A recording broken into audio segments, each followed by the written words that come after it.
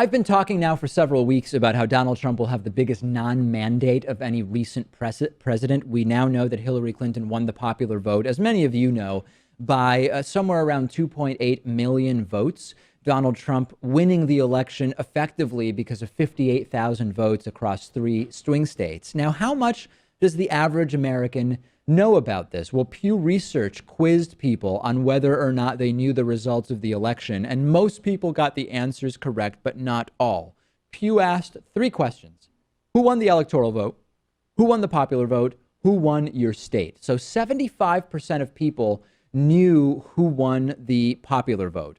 Interestingly, 25% did not know who won the popular vote. About 80% the electoral vote. 75% knew who won the electoral vote. 25% did not know that Donald Trump had won the electoral vote. Now, some of those may not have known what it means to say the electoral vote. They might have just not understood that concept. Number 2, about 80% knew the winner of their own states. Amazingly, 1 in 5 people surveyed did not know who won their own state in last month's presidential election. And then nearly 30% of respondents didn't know who won the popular vote. Why? Well, there's been a huge disinformation campaign around this. Breitbart wrote an article that spread very quickly saying, if you don't count the, quote, coastal elites, in other words, high population cities, Trump actually won the popular vote, which is so absurd because if you also don't count all of those red states in the middle of the country, Hillary Clinton won the Electoral College. So that was a really weird article that spread very quickly from Breitbart.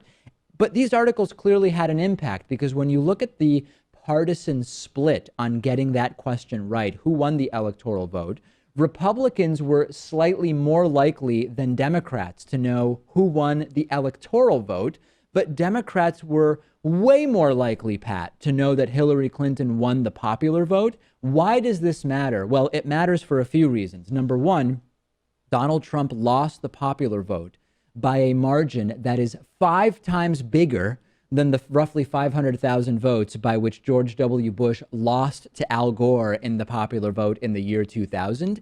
And that has an impact in terms of when Democrats start to get in the way of what Donald Trump wants to do.